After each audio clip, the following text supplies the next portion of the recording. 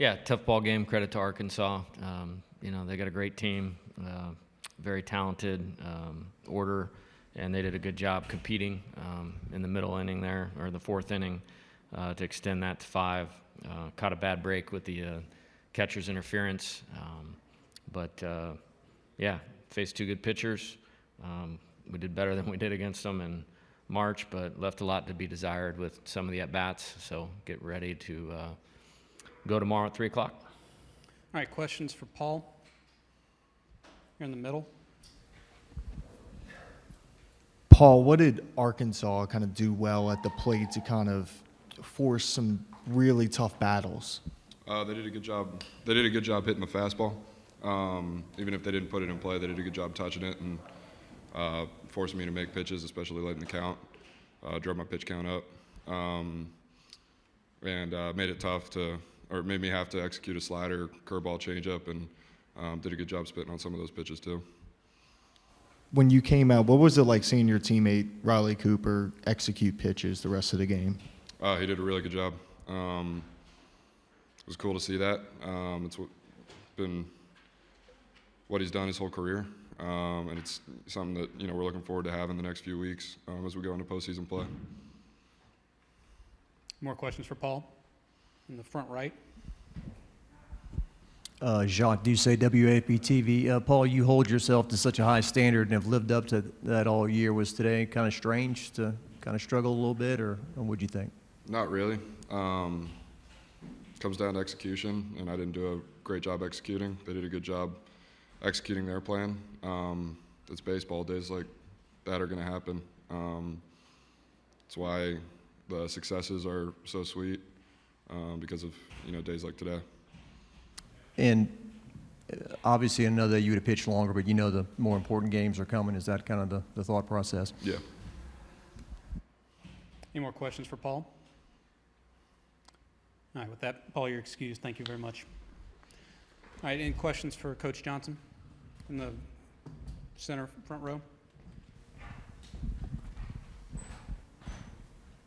Dylan Stewart with the Arkansas Traveler. Tough game today. How tense was it in the dugout in the 9th inning when you got when Cruz got the run and you were down by 1? I don't know if it was tense is the right word, but exciting. We had a good series with them in Baton Rouge. A lot of respect, and they have great players, and so do we. And so, wanted to get one more guy on base and see what we could do right there, but we didn't. And in my opinion, at least who we saw, and we didn't play everybody.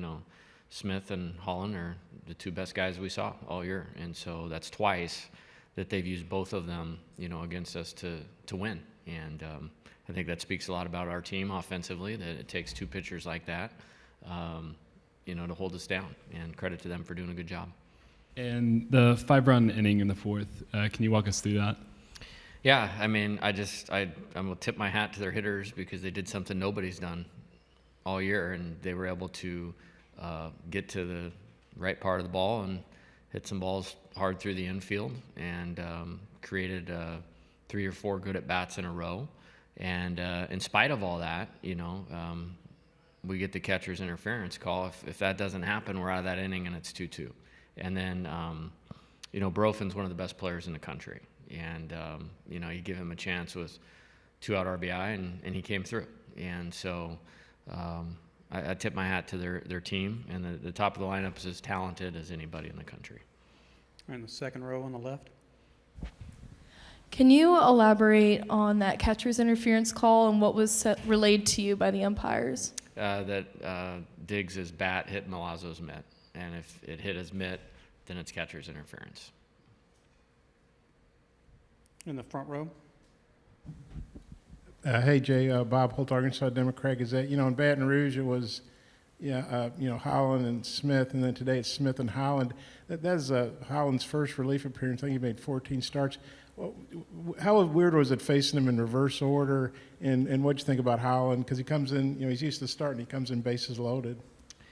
Yeah, I mean, off of Hagan, we did part of what we wanted to do well. I think we made him work a little more than we did the first time around. Got 5 hits off of him. I think 4 of them were Travinsky and Morgan. Those guys took, good at bats as old players.